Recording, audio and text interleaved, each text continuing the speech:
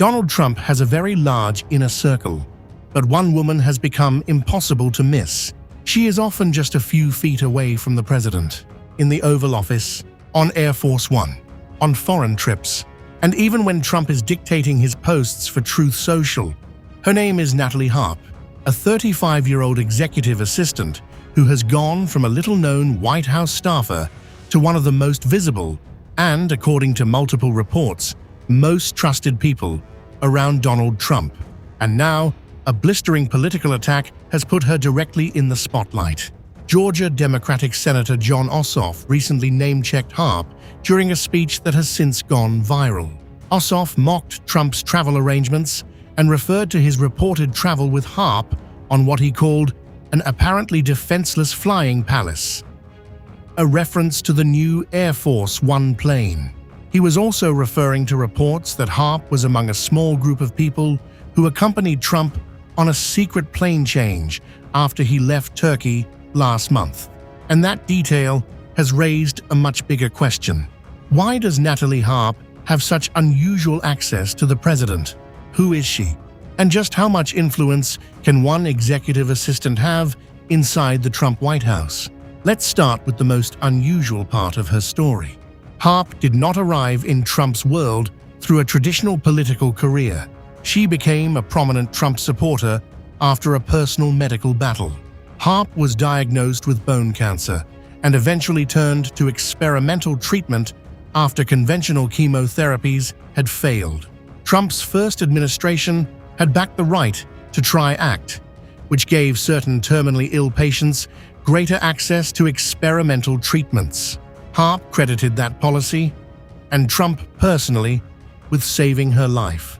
At the 2020 Republican National Convention, she delivered an emotional testimony.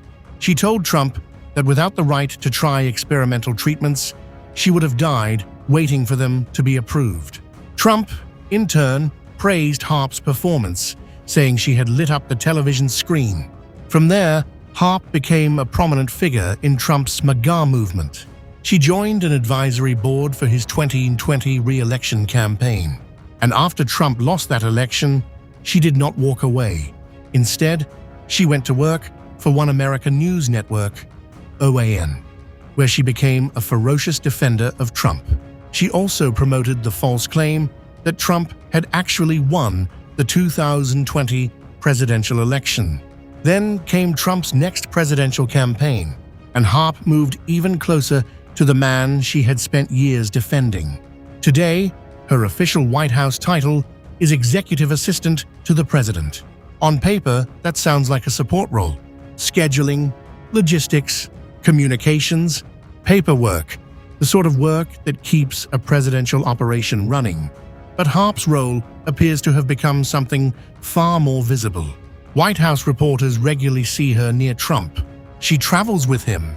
She appears in the Oval Office. And she has become so constantly present that one source described her to the BBC with 2 words. She's always around, literally always. There is even a nickname for her inside the White House and among reporters, the human printer. Why? Because Harp is frequently seen carrying a portable printer and providing Trump with hard copies of articles, reports, and social media posts. And that may sound like a small detail, but it isn't. Because if you are the person who helps decide which information reaches the president and how that information is presented, you can have an important position in the information flow around the most powerful person in the United States. Sources have described Harp as a gatekeeper. Others have called her a comfort blanket. And that second description has become particularly controversial. New York Times reporter Maggie Haberman, who has covered Trump extensively, was asked why Harp would have accompanied Trump on the secret flight after Turkey. Her answer was blunt. She described Harp as something like a comfort blanket for Trump. That description has only added to the fascination around their working relationship, because Harp isn't just handing Trump papers, she also helps with his social media. She has been seen typing posts for his Truth Social account while Trump dictates. In one widely shared image from 2024, Harp can be seen typing in Trump's distinctive writing style as he watches a Kamala Harris speech. That means her job can put her directly between the president and the information, words, and messages he is consuming or sending out. And that is exactly why her rapidly rising profile has attracted so much attention.